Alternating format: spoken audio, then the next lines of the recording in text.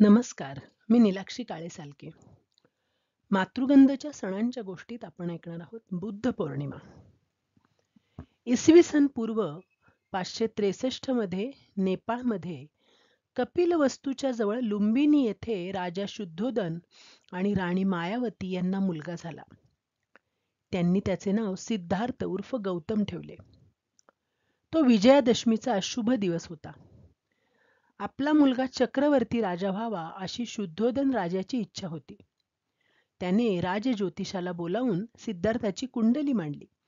पण ज्योतिषाने भविष्य वर्तवले की हा राजकुमार मानवजातीला ज्ञानाचा प्रकाश देणारा धर्मप्रवर्तक होईल.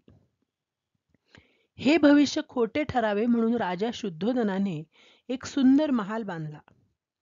सुंदर बागा, भोवताली सुंदर आणि तरुण दासदासी अशा सर्व सुखांनी भरलेल्या राजमहालात सिद्धार्थाला ठेवले. त्याला युद्धकलेचे शिक्षण देण्यात आले, पण भविष्य खोटे व्हायचे नव्हते. राजपुत्र सिद्धार्थ फार दयाळू होता.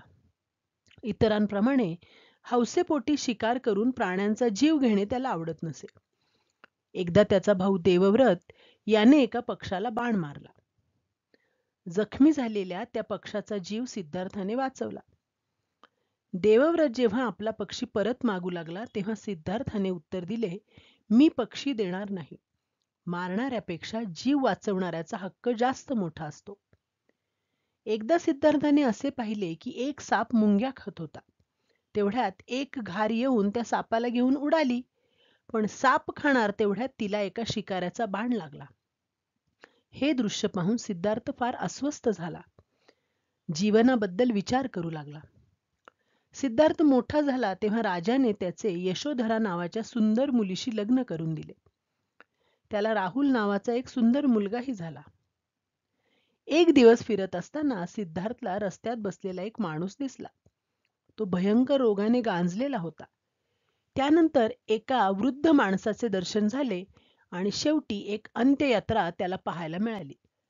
ही सर्व विदारक दृश्य पाहून तो व्यथित मनाने घरी आला.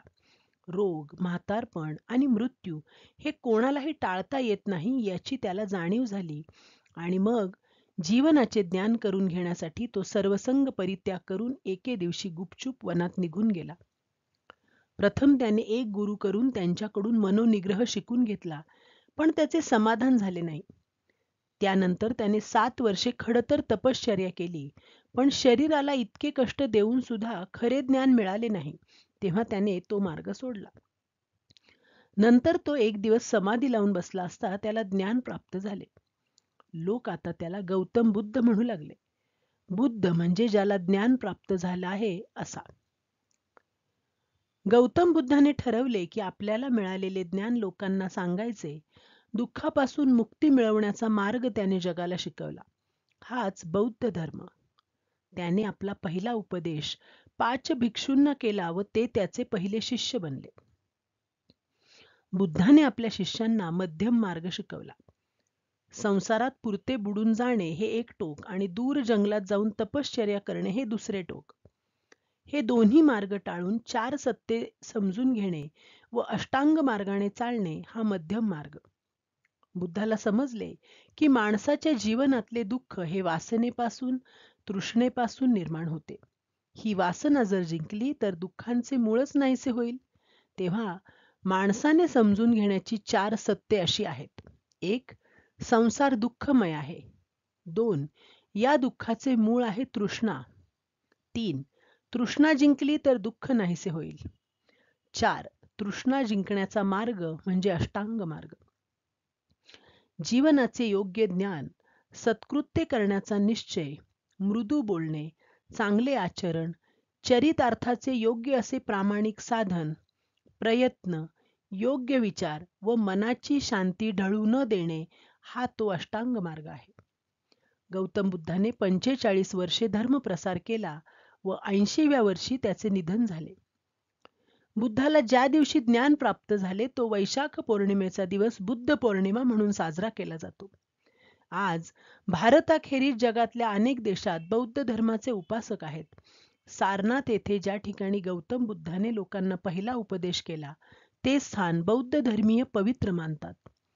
बुद्धाने आपल्या तत्वज्ञानाची शिकवण त्या काळी सर्वांना समजेल अशा पाली भाषेत दिली. बुद्धाच्या शिकवणीनुसार सर्व माणसे समान आहेत व सर्वांनी परस्परांवर प्रेम केले पाहिजे. हिंदू धर्मीय भगवान बुद्धाला दशावतारातला 9वा अवतार मानतात. धन्यवाद.